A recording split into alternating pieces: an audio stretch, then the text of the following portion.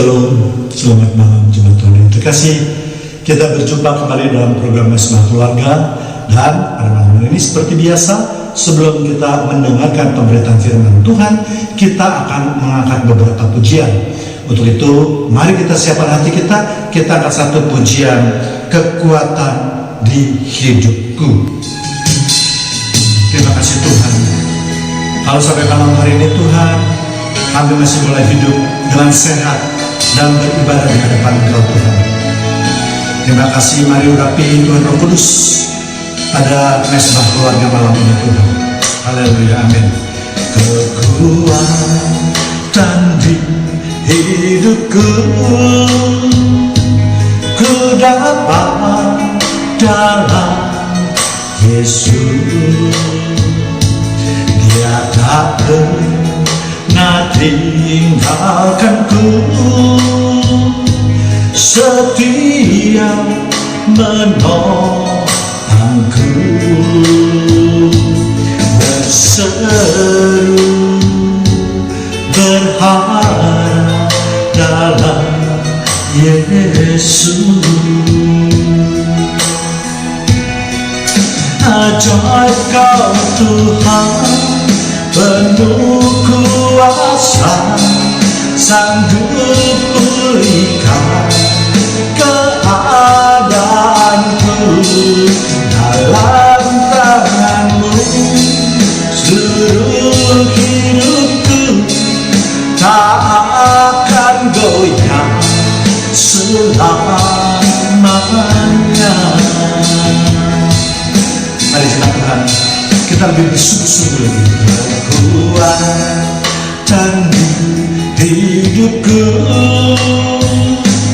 ku dapat dalam Yesus. Dia tak pernah tinggalkanku, setia menopangku. Mari kita berseru padanya, berseru berharap dalam Yesus. Ajaib Kau Tuhan, ajaib Kau Tuhan, penuh kuasa, sanggup pulihkan keadaanku. Terima kasih Tuhan. Dalam tangan-Mu seluruh hidupku tak akan goyah selamanya. Ajaib Kau Tuhan, penuh kuasa, sanggup pulihkan keadaanku.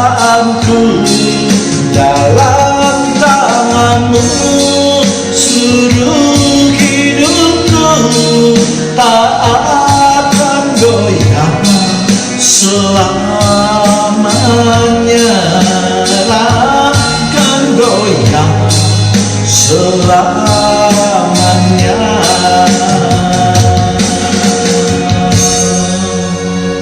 Kita lebih dalam lagi. Mari kita tetap arahkan hati kita.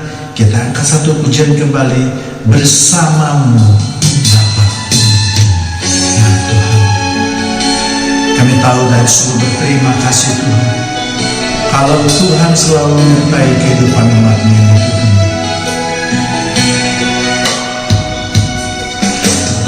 Engkau ada bersamaku di setiap musim hidupku. Tak pernah Kau biarkan ku sendiri.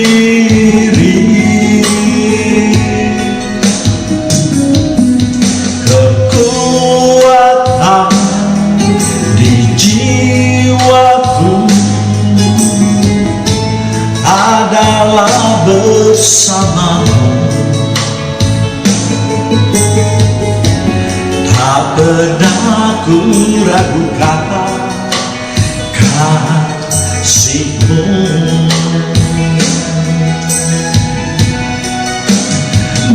bersamamu Bapa, ku lewati semua perkenananmu ya teguhkan hatiku.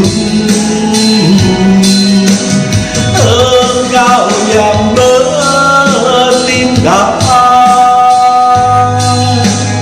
memberi pertolongan,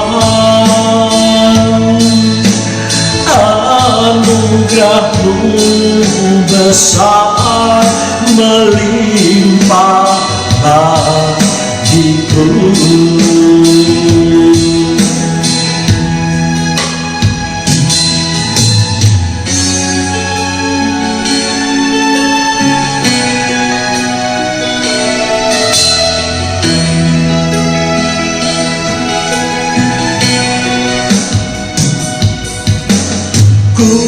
Kuatan di jiwaku hanyalah bersamamu, adalah bersamamu. Tak pernah ku ragukan kasih-Mu bersamamu, bersamamu Bapa, ku lewati semua.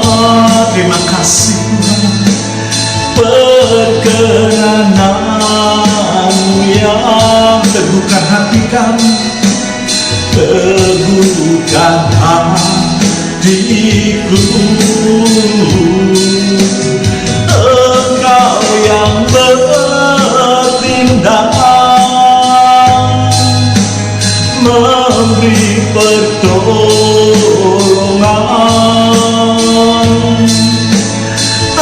anugerah-Mu besar melimpah bagiku.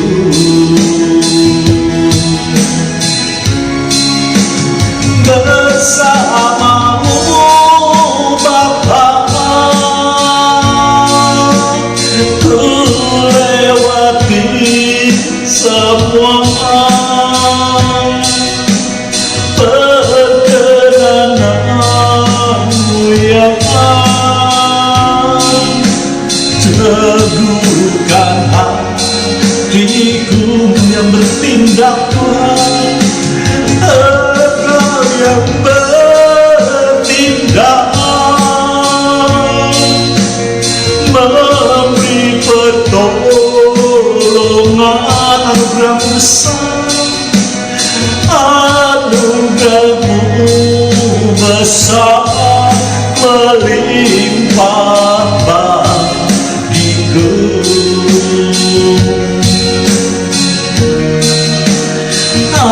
Anugerah-Mu besar melimpah bagiku.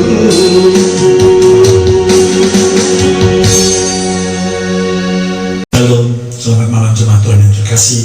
Kita berjumpa kembali dalam pemberitaan firman Tuhan di dalam program Mesbah Keluarga yang khusus membahas mengenai pendalaman Alkitab.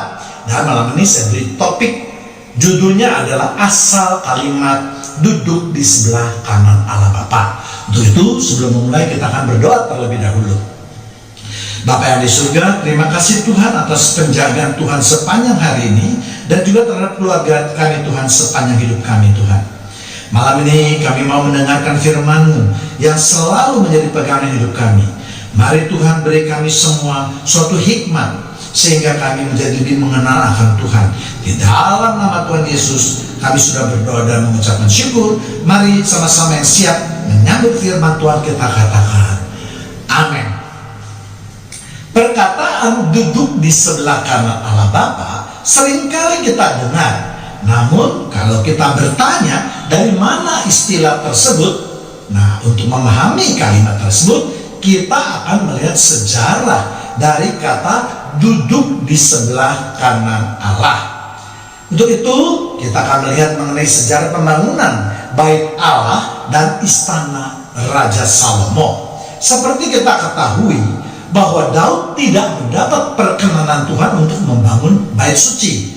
Jadi Tuhan mengatakan bahwa bait suci tersebut akan dibangun oleh anaknya, yaitu Salomo. Dan juga kita sudah semua tahu, memang pada kenyataannya akhirnya Salomo lah yang membangun bait suci, walaupun sebagian besar bahannya telah disediakan oleh Daud akhirnya itu ya. Namun di dalam pembangunan bait suci atau bait Allah tersebut, ternyata Salomo juga membangun istana untuk dirinya sendiri ya. 1 Raja 3 ayat 1. Lalu Salomo menjadi menantu Firaun Raja Mesir. Ia mengambil anak Firaun dan membawanya ke kota Daud sampai ia selesai mendirikan istananya dan rumah Tuhan dan tembok sekeliling Yerusalem. Kalau kita membaca ayat tadi dikatakan bahwa Salomo mendirikan bait Allah, istana untuk raja yaitu untuk dirinya sendiri, dan juga tembok di sekeliling kota Yerusalem. Jadi kalau kita perhatikan di dalam peta yang menggambarkan kota Yerusalem kuno, ternyata bait Allah dan juga istana raja itu memang dikelilingi oleh tembok, yaitu yang kita kenal dengan tembok kota Yerusalem kuno. Hal ini tentu bertujuan untuk mengamankan kedua bangunan tersebut dari ancaman musuh ya. Bait Allah itu menghadap ke timur, dan di sebelah selatan tentulah letak istana Salomo. Atau dengan kata lain, kalau kita menghadap ke timur, maka di sebelah kanan kita ini tentulah itu merupakan bagian selatan ya. Itulah yang disebut dengan bagian daripada bait suci. Bait Allah merupakan tempat kedudukan Allah bersemayam ya. Yehezkiel 47 ayat 1. Kemudian ia membawa aku kembali ke pintu bait suci, dan sungguh ada air keluar dan bawa ambak pintu suci itu dan mengalir menuju ke timur, sebab bait suci juga menghadap ke timur, dan air itu mengalir dari bawah bagian samping kanan dari bait suci itu sebelah selatan mesbah. Jadi mari kita lihat nubuat untuk siapa yang duduk di sebelah kanan Allah Bapa ya. Terdapat di 2 Samuel 7 ayat 12. Apabila umurmu sudah genap dan engkau telah mendapat perhentian bersama-sama dengan nenek moyangmu, maka aku akan membangkitkan keturunanmu yang kemudian, anak kandungmu, dan aku akan mengokohkan kerajaannya. 13. Dialah yang akan mendirikan rumah bagi namaku, dan aku akan mengokohkan tahta kerajaannya untuk selama-lamanya. Jadi memang ayat ini harus dibaca dengan teliti, karena kalau tidak dibaca dengan teliti, maka penafsirnya akan pasti melenceng daripada firman Tuhan. Ayat 12 itu jelas dikatakan untuk nubuat bagi Daud, karena dikatakan bahwa kalau nanti Daud sudah genap umurnya atau sudah uzur atau dan akan mati ya, maka dia akan dikubur bersama-sama dengan nenek moyangnya. Kemudian Allah akan membangkitkan keturunan Daud dan akan mengokohkan kerajaannya, yang akan mendirikan rumah bagi Allah. Itu pasti membuat tentang Salomo. Nah, kata terakhir ini harus mendapat perhatian kita ya, yaitu kalimat terakhir atau selanjutnya itu adalah nubuat untuk sang Mesias ya. Dikatakan aku akan mengokohkan tata kerajaannya untuk selama-lamanya. Dan kita tahu bahwa kerajaan Salomo itu tidak berakhir untuk selama-lamanya. Bahkan setelah Raja Salomo meninggal, kita tahu ya, kerajaannya terpecah menjadi dua, yaitu di bagian utara dan di bagian selatan ya. Dari di bagian utara itu yang disebut dengan kerajaan utara atau kerajaan Israel, sedangkan di sebelah selatan yang terkenal dengan kerajaan Yehuda. Dan akhirnya kedua kerajaan tersebut punah karena berbagai hal, baik pertikaian di antara mereka sendiri maupun diserang oleh musuh, terutama oleh Raja Babylon, yaitu Nebukadnezar. Sehingga tidak ada lagi kerajaan itu. Dan juga kerajaan dunia tidak ada yang kokoh selama-lamanya, ya. Dengan demikian kalau kita membaca ayat selanjutnya, yaitu di 2 Samuel 7 ayat 14a, aku akan menjadi bapaknya dan ia akan menjadi anakku. Ya, jadi jelas ya, jadi diperkuat lagi dari 14a itu mengatakan bahwa Tuhan mengatakan aku akan menjadi bapaknya dan ia akan menjadi anakku. Siapa anaknya Allah? Ya pasti Sang Mesias, yaitu Tuhan kita Yesus Kristus. Ya, jadi ayat ini jelas mengatakan bahwa tidak, nubuat ayat ini adalah untuk Sang Mesias, ya. Dengan demikian yang dimaksud dengan duduk di sebelah kanan Allah Bapa tentu juga untuk Yesus Kristus, ya. Lukas 1 ayat 33, dan ia akan menjadi raja atas kaum keturunan Yakub sampai selama-lamanya, dan kerajaannya tidak akan berkesudahan. Ya, tadi sudah saya jelaskan, tidak ada kerajaan di dunia ini yang bisa tidak berkesudahan, semuanya pasti berkesudahan. Apalagi kita lihat sampai saat ini, ya, banyak sekali kerajaan-kerajaan yang sudah punah atau berakhir, ya. Dengan demikian jelas nubuat itu adalah untuk nubuat Yesus Kristus. Karena itu berbicara kerajaan Yesus yang kekal, tentu tidak mungkin kalau istana Salomo itu berani dibangun di bagian timur, karena bagian timur itu adalah tempat menghadapnya Bait Allah. Jadi Salomo pasti sebagai orang Yahudi tidak mungkin dia berani membangun istananya di depan Bait Allah. Itu suatu penghinaan, halangan buat Allah. Di pintu Allah itu tidak boleh ada gangguan. Demikian juga sebaliknya kalau Salomo membangun istananya di belakang, dengan demikian maka kedudukannya pasti tidak akan sama. Ya, dia tahu bahwa nubuat untuk Yesus walaupun istana itu adalah untuk dipakainya, namun itu mempunyai arti rohani yang sangat religius. Ya, nah sekarang kemungkinannya hanya apakah istana Salomo itu dibangun di bagian utara atau dibangun di bagian selatan, atau di kiri atau di kanan daripada Bait Allah, ya, yang merupakan tempat, kita tahu bahwa Bait Allah itu merupakan tempat Abraham mempersembahkan Ishak, ya.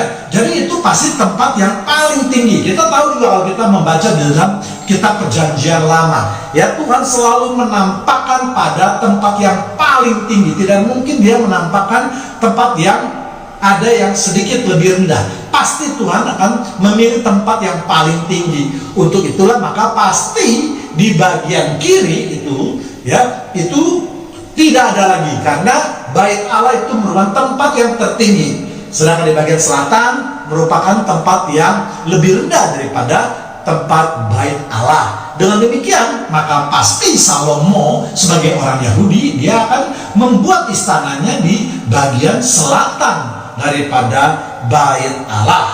Ya, itu ada sebagai penghormatan terhadap Bait Allah, ya, kerajaan Allah. Jadi di bagian bawah atau di bagian selatan lah maka Salomo mendirikan istananya sendiri, karena memang antara bait suci dengan istana Salomo itu dibangun secara berdampingan. Dan kalau kita lihat sampai sekarang yang menjadi tempat perselisihan antara orang Yahudi dengan umat Islam, yaitu Dome of the Rock dan Masjid Al-Aqsa, ya, di mana Dome of the Rock itu diperkirakan sebagai tempat bait suci, sedangkan Masjid Al-Aqsa diperkirakan sebagai tempat istana Raja Salomo. Ya, dengan demikian kalau kita menghadap ke timur, maka di bagian kanan kita ini pastilah menghadap ke selatan, ya. Itulah yang dibuat oleh Salomo untuk kerajaannya, ya. Lalu arti duduk di sebelah kanannya apa? Kita lihat Mazmur 110 ayat 1, ya. Demikianlah firman Tuhan kepada Tuanku, duduklah di sebelah kananku dan sampai kubuat musuh-musuhmu menjadi tumpuan kakiku, ya.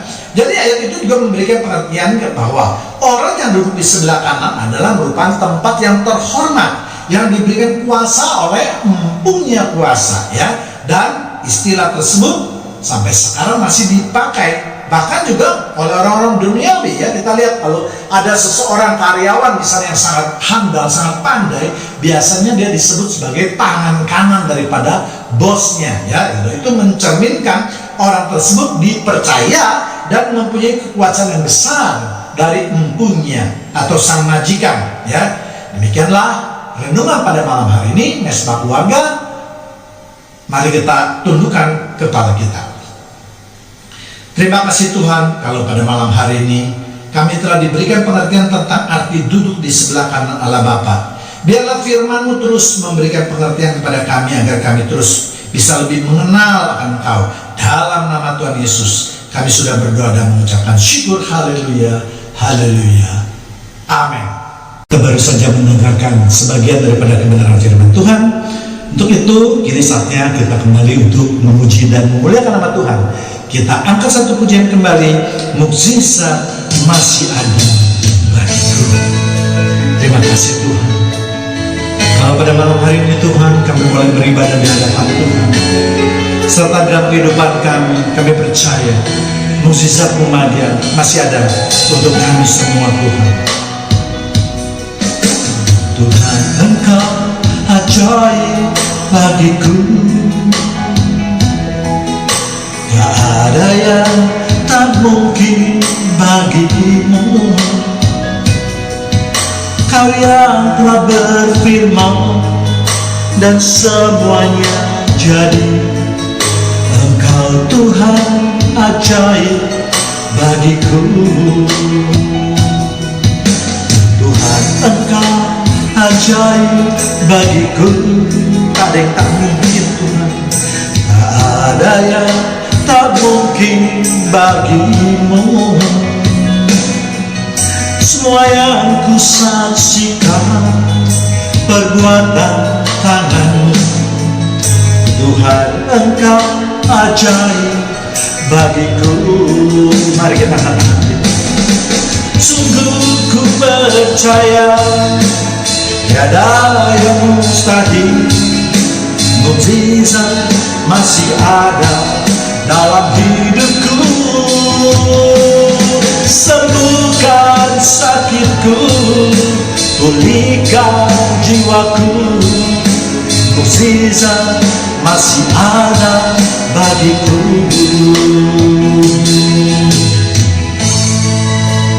Terima kasih Tuhan. Kau memang Tuhan yang begitu ajaib Tuhan.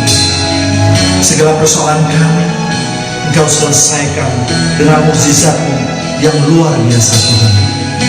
Haleluya, amin. Tuhan, Engkau ajaib bagiku, amin. Tak ada yang tak mungkin bagimu. Semua yang ku saksikan perbuatan tangan-Mu. Tuhan, Engkau ajaib bagiku. Mari kita angkat suara dan hati kita. Sungguh ku percaya tiada yang mustahil. Mukjizat masih ada dalam hidupku. Sembuhkan sakitku, pulihkan jiwaku. Mukjizat masih ada bagiku. Sungguh ku percaya tiada yang mustahil. Mukjizat masih ada dalam hidupku. Sembuhkan sakitku, pulihkan jiwaku. Mukjizat masih ada bagiku. Mukjizat masih ada bagiku. Kita sudah berada di penghujung ibadah Mesbah pada malam hari ini. Untuk itu mari kita naikkan pujian terakhir, Roh-Mu yang hidup.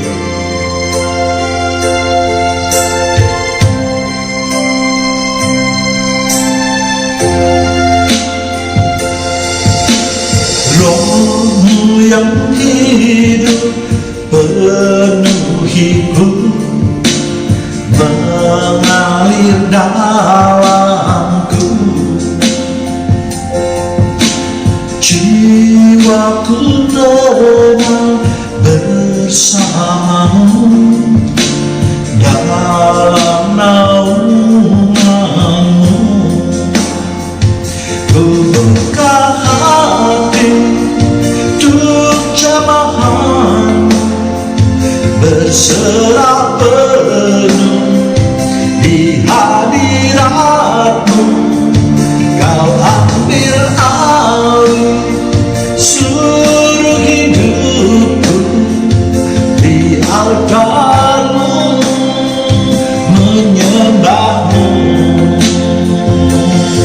Mari kita lebih mengimani pujian kenyembahan ini. Amin.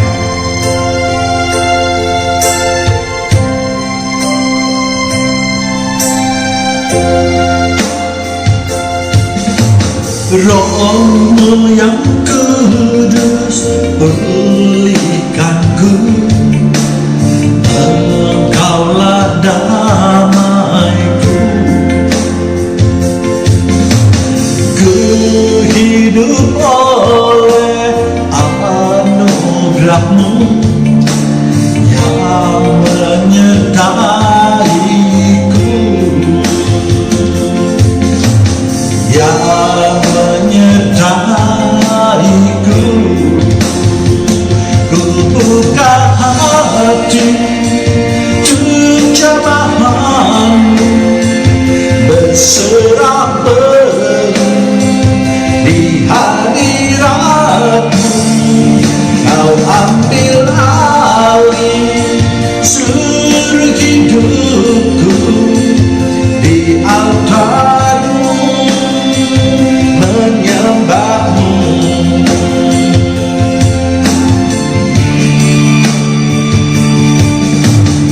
Roh-Mu yang hidup penuhiku, datang urapiku.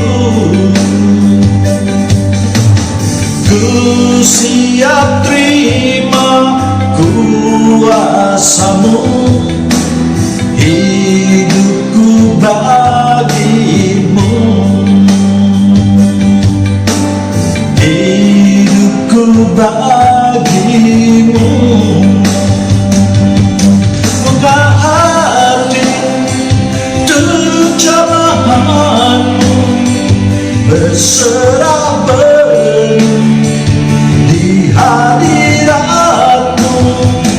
Kau ambil alih Tuhan seluruh hidupku di altar-Mu, menyembah-Mu.